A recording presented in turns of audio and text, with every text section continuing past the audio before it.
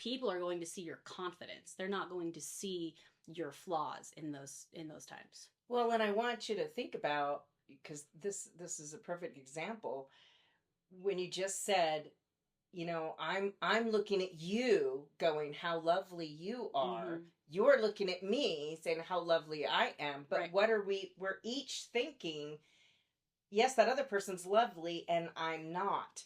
And so Right. we're always thinking, it's a beautiful chaos, this roller coaster ride.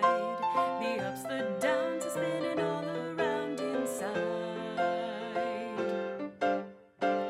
It's a beautiful chaos. Sometimes I love, sometimes I hate. Have to pause, renegotiate, but with gratitude I appreciate this beautiful chaos. hello and welcome to Beautiful Chaos. I'm Tammy Ramsey. And I'm Staci Miller. And today we're going to be talking about learning to love yourself, grace, growth, and the mirror test. Still scary. It's still scary. So have you ever looked in the mirror and instantly started to pick yourself apart? Mm-hmm. Like, yep, every time I'm like, look at my crow's feet. Oh, I have big pores, and you're just like judging yourself and speaking unkind words, I think, right? And then you can look at your friend or your husband or whoever, and my friend is beautiful skin and she's so pretty and she has lovely lip color today.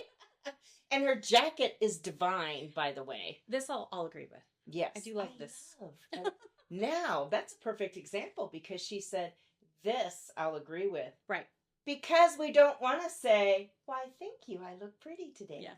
Guilty. Because, right, we feel like, well, if we do that, then, we're being conceited or whatever. But what if the opposite is true? And what if it really is that you're loving yourself by accepting a compliment? Right.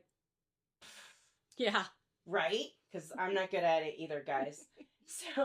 So I want to talk about what made me want to talk about this today is that I edit these videos. So hopefully you like them, but I do all the editing. And the first one that we did, and it was Beautiful Chaos, I am woman, I was editing it and I was sitting there going, oh my gosh, look at my jowl. Look at my double chin. Do I sound like that? Like, yeah. And my laugh is so that loud. Why was I holding myself that way? Rules. Yes, these chairs are horrible for you can't look thin in any way in these chairs, so. But they're cute. So that's why we get them. We don't care. But anyways, I was looking at that and saying all those things to myself. Mm-hmm. And then I was looking at you going, oh, her hair's so cute. And her skin, like all the things. How pretty she sounds so nice. And her voice is so even. And she's like a professional. See, and you say that, but at the same time, I feel like for a number of reasons, I'm not the one that's editing. One, it's here and you have the software and right. You also have the time. But also, I don't want anything to do with the editing because I don't want to hear my voice. I don't want to see the way I'm sitting.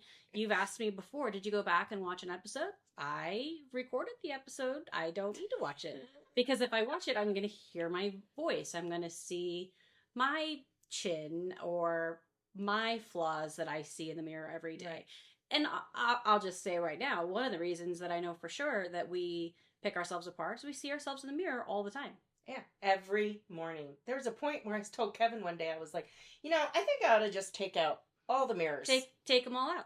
Yes. Yeah, because, absolutely. I mean, I know I have certain outfits that I wear, and I know what goes together. Mm-hmm. And at this point, again, going to be 60, plugging that.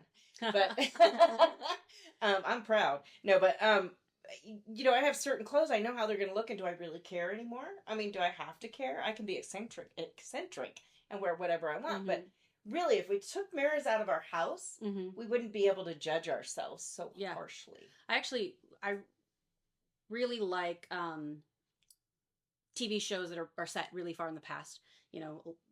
period pieces and things like that. And I actually noticed that recently when I was watching an episode of a show was they don't have mirrors. I didn't think about that until right now. Was very seldom will they see their reflection and kind of get an idea. But it was rare. You weren't looking in the mirror all day, every day. You weren't primping and and they probably had great skin because they weren't over focused on it. Yes. Because I actually recently have started, ironically to this story, purchasing the serums and this is going to help fill your little crow's feet and things like that, because I am starting to notice them coming in and I'm like, okay, if I get on this now. And so now I'm hyper focused because I want to know, is that serum working? Is there less lines on my forehead? Are these crow's feet starting to fade out a little bit? So yeah, we focus on it really hard. We really do. And I want to say, I don't even see the wrinkles. So I do so much. I know.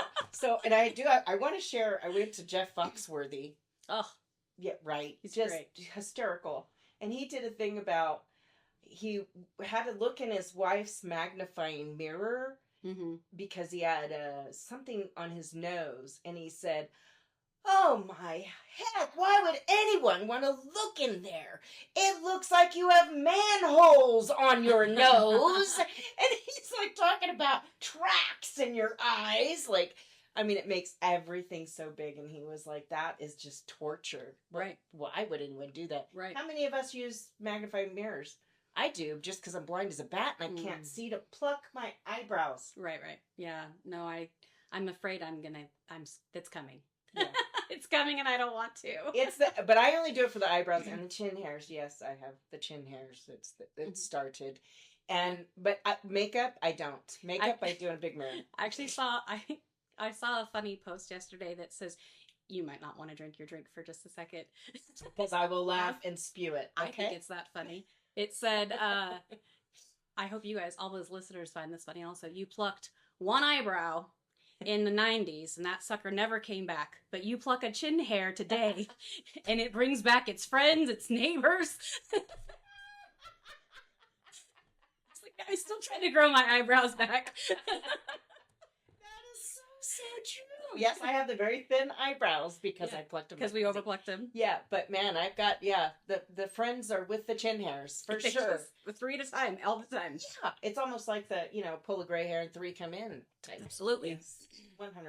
See, we're all in the same boat. We are. And I think that's a very important thing to understand, is that we all feel the same way. We all think the same thing.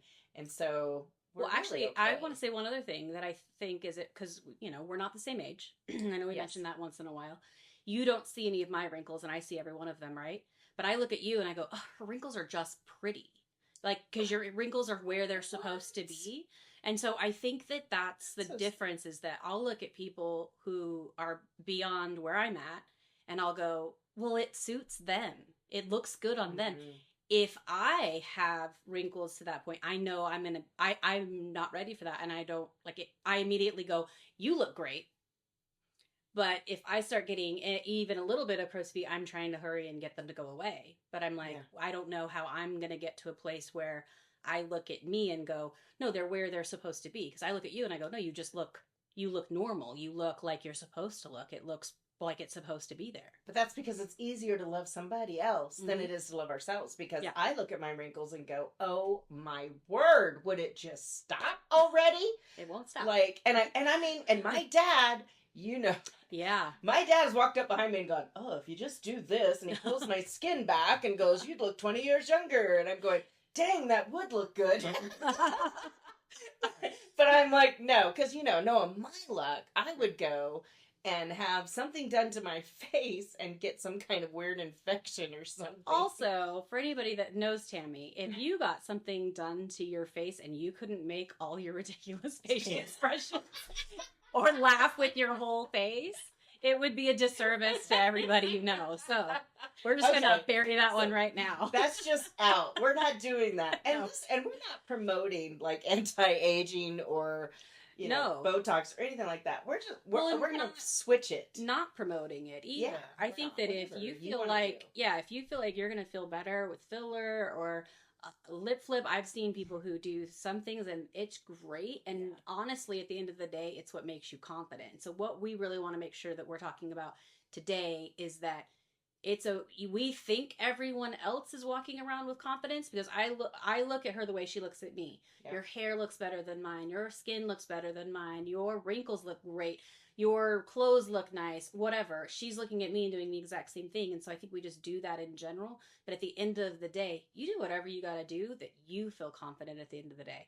And if that's Botox, if it's just a little bit of diaper cream on the face, whatever your regimen is that makes you walk out of the house and say, this is the best version of me, put on your best version of you and rock it, because people are going to see your confidence. They're not going to see your flaws in those times. Well, and I want you to think about, because this is a perfect example, when you just said, I'm looking at you going, how lovely you are. Mm-hmm. You're looking at me saying how lovely I am. But what are we're each thinking, yes, that other person's lovely and I'm not. And so we're always thinking, a lot of kids too, they think they're walking into a room and they're worried about what they're wearing, and they're worried because they might have a zit, which, by the way, those new zit covers that match and they just pop one of those things on and you can't see them, they're super cool. Or you can see them and the kids just rock them with just like stickers and stars and not faces and stuff. Yes. So proud of today's people. I am 100%. I wish I could have rocked that when I was a kid. I know. No, we didn't have those things, people. We rocked the big red ones. Yeah. But I think it's important to know that as much as we're talking negatively to ourselves and picking ourselves apart, other people are not doing that to us. No. And when you walk into a room, most of the people are going to be like, you're a lovely person. And they're going to be worried about themselves, not about you in most instances. But so let's talk about that it's easy to, we already did. We talked about how it's easy to love somebody else. It's much easier to love like your kids, all the things. Well, kids, I think, is a whole topic in itself, because I think that your kids see you all the time. Yeah. And so it's self-talk, but it's self-talk that's loud when you're around people who see you 24/7. And so you always need to be really aware of how you're negatively self-talking yourself in front of your kids, because that's where it starts, is we learn that behavior, and then kids are judging what they look like. They are comparing themselves to others, so having little affirmations every morning with your kids about you're strong, you're beautiful, you're confident, you're smart, those kinds of things, to make sure that you're overfilling them with the positive self-talk, because naturally we are already picking ourselves apart. We don't want them to pick that up. Right. Well, and it's a really good thing. Like, you could also yourself put up affirmations on your mirror, right? And put it up for your kids, because kids lead by example. I mean, they learn by example. Right. They're not going to listen to a word you say until they have children of their own, and then they'll go, "Oh my gosh, my parents were so brilliant." But until then, we're dumb, and they're only going to do what we do. So that is a very good point to be cautious about how we're talking to ourselves, especially in front of our kids. So self-love, the lack of self-love, and it's very important to convince yourself to love yourself. And it's a daily thing for me, like to force myself to love myself in a sense. But if you don't love yourself, here's some things that can happen. For one, you lack confidence. Right. You might even be afraid to put yourself out in the world and be around people. Right. You might be afraid to try for a job that you would really like to have, because you don't feel that you're deserving of it. Oh yeah, imposter syndrome, big deal. Yes. And you might actually have unhealthy coping mechanisms like overeating, addictions, or perfectionism, thinking that everything in your life has to be perfect before you can move on to the next thing. Yep. So how can we address some of these things, like teach ourselves to love ourselves? And I was a health coach for 9 years. Matter of fact, my health coaching certificate just expired October 31st, because I decided we're doing a podcast I have all the information, and now I want to share all the information on a bigger scale. Right. And so this is one of the things that we talked about a lot. And what I found was a lot of people that were overweight and were struggling with weight just didn't love themselves. Mhm. And I would say, I remember the first time I said it to somebody, I said, well, just, wake up in the morning and pick 3 things that you love about yourself, or 3 things that you're grateful for, and write it down on paper. And they were like, well, I'm not grateful for anything, and I certainly don't love anything about myself. And I'm like, oh, okay. Well, what about, do you look in the mirror and go, oh, I have great hair today? And they're like, no, my hair's just, it just always is a mess. Mhm. Okay, so I'm just really struggling. And so finally it came down to, okay, so do you have good looking teeth? What do you think of your teeth? Mhm. Oh, I do have very straight, very white teeth. Mhm. Okay, so you're going to start out telling yourself, looking in the mirror and going, I love my teeth. Yeah. Because start somewhere. you have to start, if you start small, so every day you get up and you look in the mirror, and if you can't find anything, you go, I love my teeth. Yeah. And then maybe next time it's, well, I love my toes. I have cute toes. I do not, but somebody might. Somebody might. Somebody might. It ain't me either. Yeah. So, but you know what I'm saying? So like every day you just add on something that you can grow. And then one day, and it might take you a year, but one day you might be able to look in the mirror and go, well, I just love me. Yeah. I love everything about me. And it's also about acceptance, accepting the graying, wrinkled, and accepting all the changes that happen in your life, right? I think, and in your body. And once you can accept yourself, then you can start loving yourself, right? But you do have to remind yourself, because it took me that episode to go, whoa, wait a minute. Huh. Yeah. You're not loving yourself right now. So take a minute. And I actually went back and looked at that episode and was like, okay, I had a cute shirt on. All right, my hair's not that bad. Right. Okay, I kind of got a cute nose. I mean, so like I had to start trying to focus on what are the good things. Yeah. Well, and I think this ties so much into the idea of self-care that you talked about, because when we take a minute out of the day to take care of ourselves, whether it's, putting on a great outfit, or taking, like you said, taking a bath, or trimming your nails, putting some polish on, like just any kind of small thing that you can do where you're taking care of yourself, you're really investing in your confidence and making sure that you are walking out feeling better about yourself. I think that, nope, that train of thought. I'll get it right back to it. It left this train station. Oh no, it didn't. Hold on. So sorry. So I've always been a big advocate on like being really proud of your age, which I think is great right now for you, right? Because we're approaching 60, if we haven't said that. So my sister's a couple of years older than me, and I remember when she turned 30, I was so impressed at her accomplishment of turning 30. And that sounds silly, right? But I sat down and I put together like a whole scrapbook for her, because I didn't want her to hate turning 30, because it sounds scary when you're leaving your 20s and you're turning 30. And I thought, she's accomplished so much to get her to 30 though. So I wanted that in a book. So it was like a little bit of childhood, a little bit of when she first had her son, and growing through that early time with him, and then I sent her the book for her birthday. I ended up doing that for somebody else, and they turned 30 also, because that person was really not okay with turning 30, and I really wanted so hard to advocate for, you've earned it. You earned 30. Look at where you've come. Yeah. When I turned 40, because I've done this for myself also, when I turned 30, I was like, I earned it. But this is a funny story, actually, because I was like, I've earned 30. I've been married and divorced, and I'm a strong, single, independent woman, and I got 2 kids, and I'm doing a great job raising them. And like, I was so like girl power, super proud of myself for turning 30. And I was, but not physically, because one of the things I was proud of was I hadn't gotten a gray hair yet. And I was like, and when I get a gray hair, I'm going to rock it. I'm going to rock all that gray hair.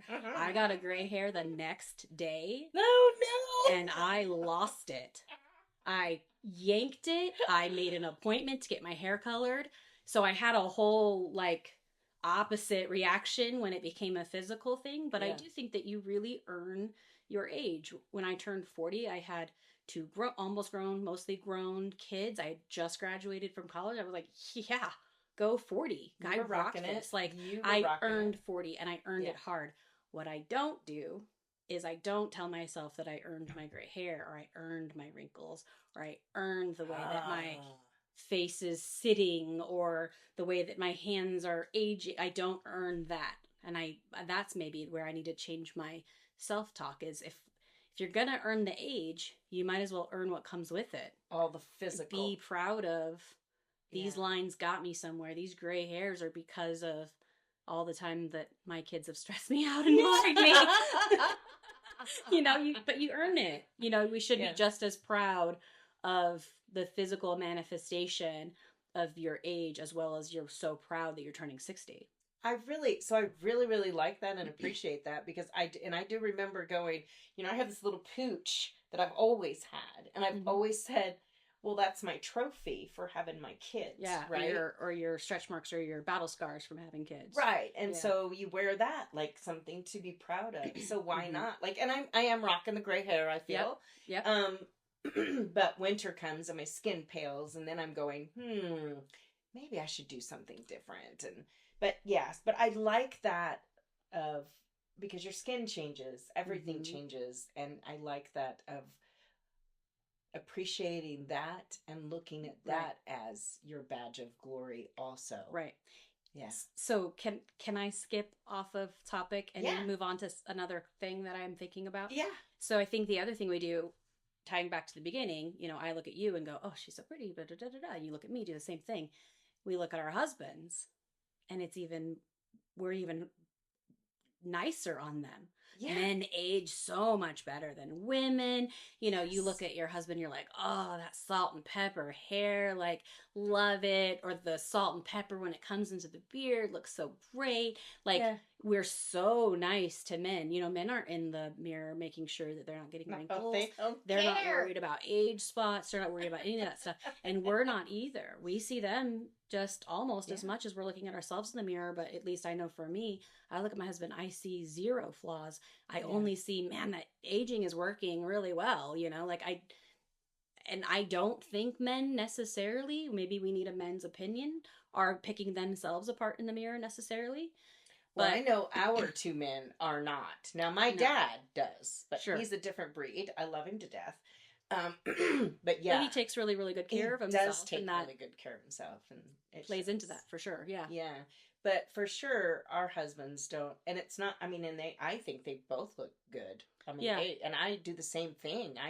But even culturally, you see in social media or pop culture, like Hollywood and stuff, if a woman starts letting their gray hair come in, they're like, oh, why is Sarah Jessica Parker rocking all that gray hair? Like, she looks so terrible. But then you look at any man in George his 60s, Clooney. You're just like, and you're like, oh my gosh, he recently had to dye his hair black for a play and hated it, and everybody who loves him hated it, and he couldn't wait till he was done with the play so he can get all that hair color out and let his gray come back in. And it's the complete opposite. We look at men as they age and we're like, oh, Sam Elliott, absolutely, yes. Sean Connery, yes, you're just like, you don't see wrinkles and gray hair and all that. You're just like, oh, men age like just fine good wine. looking. Yes, they look good. But women don't get to age like fine wine. Well, and a lot of the times, though, I think we get haggard looking because we also don't take care of ourselves because we love everyone else around us and we feel like they're more important to take care of than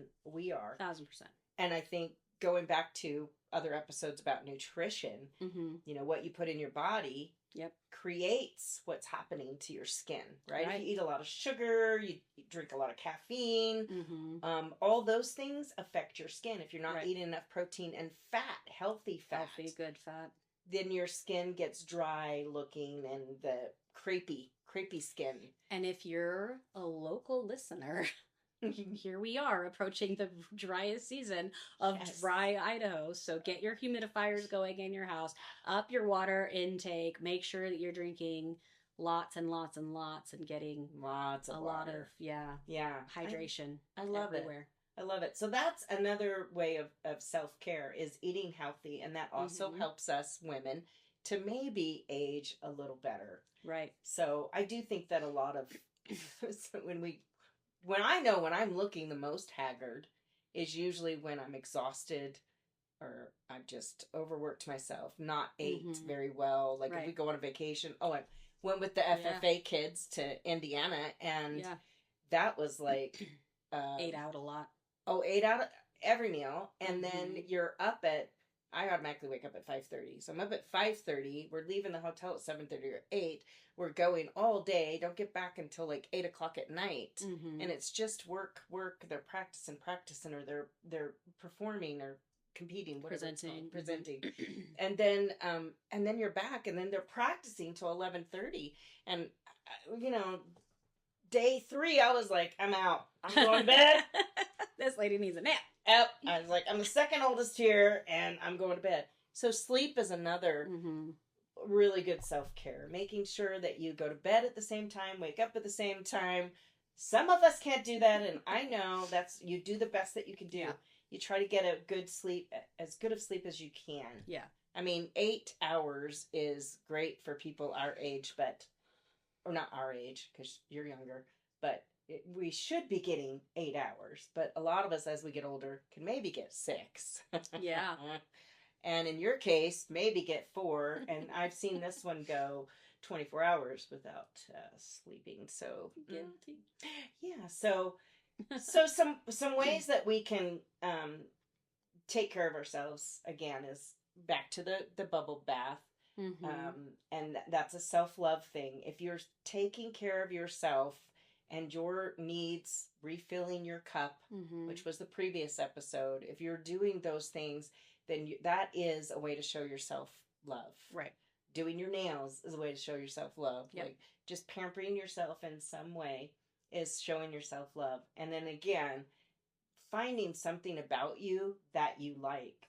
And it's okay to say, oh, I look really good today. I mean, you don't have to go around town going, I look really good today. It's just to yourself. Just to yourself. Yeah. You can say, I look good. Or, gosh, I am pretty. That's okay to say that to yourself because we are all beautiful in our own way. And we're all in it together. Yep. So I want to take a moment and thank our sponsor, Savage Fit Life. Mary Galvin, my personal trainer, nutritionist. Mary and her team help women who are tired of yo-yo diets and fads, and she kickstarts their fitness journey with online support and tools anyone can use. This one used them, and that's what I do every 3 to 4 times a week. I do my strength training on the app, and it's all laid out for me. All I have to do is press start, and it tells me how much weight, how many reps, all the things. So from nutrition to fitness, let her help build you a better life. The Savage Fit Life. Definitely follow Mary if you're not already. If you're not like all in and doing full on personal training like Tammy is, one thing I take away from her pretty regularly, because I follow her, I see everything, is the like tip of the week. Yes. I like when she's like, this week let's just focus on increasing our hydration. And then I'll kind of keep that in the back of my mind all week of like, oh, I need to like keep that water in my hand and make sure I'm drinking my water all day. Or, try adding turmeric to your diet. That was one recently. And I was like, I hear lots of things about that. I really got to get that one added to my diet. And so it's even if it's a small thing, like we said earlier, your teeth are very pretty. Like you start small. Start following Mary and start following just one tip of the week, or try one move that she provides. Not everything has to be like an all in. She provides a lot of information out there that's free to everybody, that's just encouraging, that's helpful, and they're lovely, everybody she has working with her. So yeah, they're great. And she has 2 different Facebook pages, and one is called Savage Fit Life, and I'm not sure, one of them is for clients that are actually like in utilizing her. her. Yeah. Yeah, Yeah. as her. But one is open to the public. Yeah. For sure. So it's just wonderful. So yes, I'm with you on that. Now back to our program. Yes, ma'am. All right. So on this next segment, we're going to talk about growth and loving others better. So, I think that the main thing of this is that if we love ourselves Right. and forgive ourselves Mm-hmm. and give ourselves grace, Right. we're more likely to do that for others, and we're going to love others more strongly. Right. It's going to be Would that more be the right authentic, word? more Yeah. genuine. Yeah.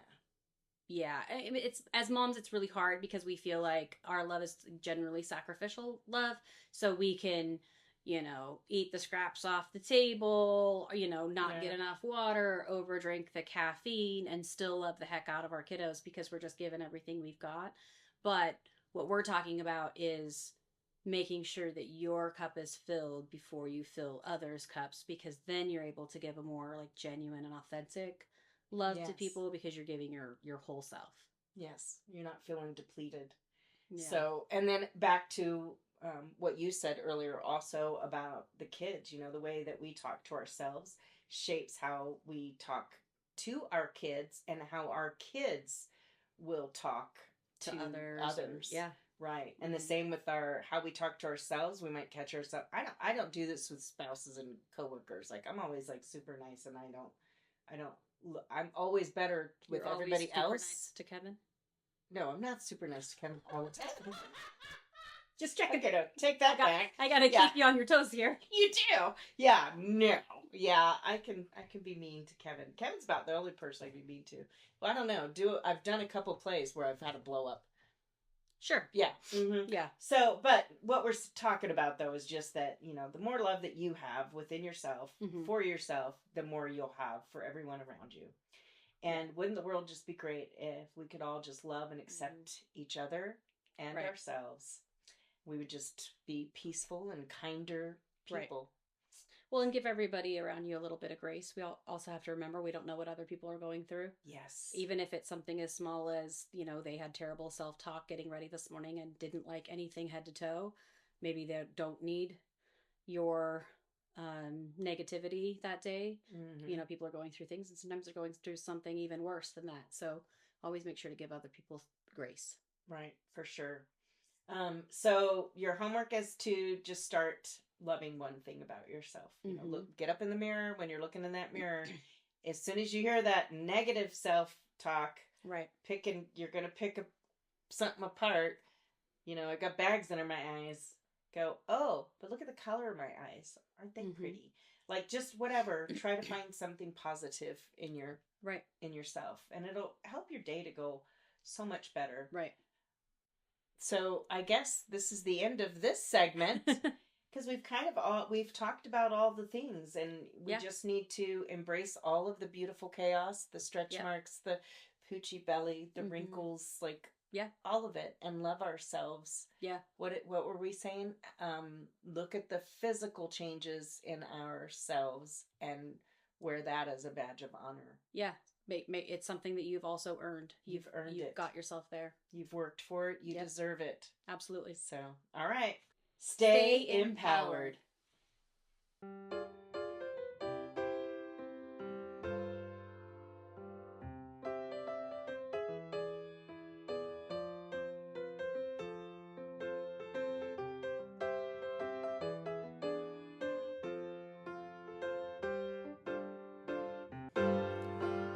It's a beautiful